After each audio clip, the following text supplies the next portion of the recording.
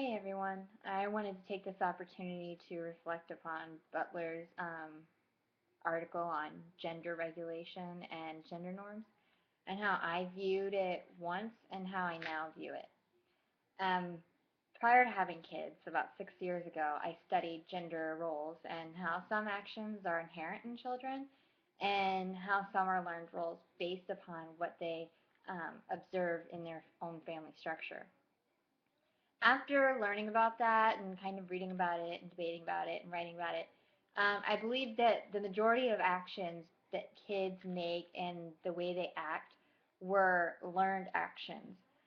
Then I had my daughter, and I continued to hold on to this belief.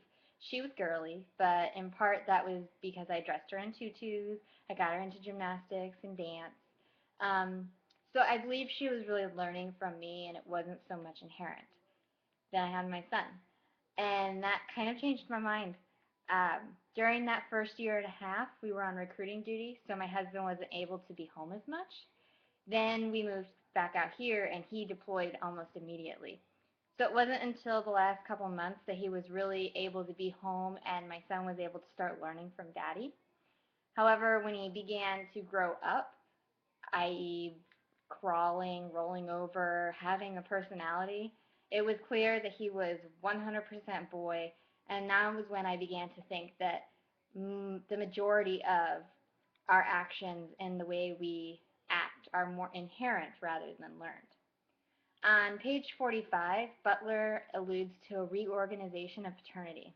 She states that the Lacanian view insists that there is an ideal and unconscious demand that is more upon the social life, which remains irreducible to socially legible causes and effects.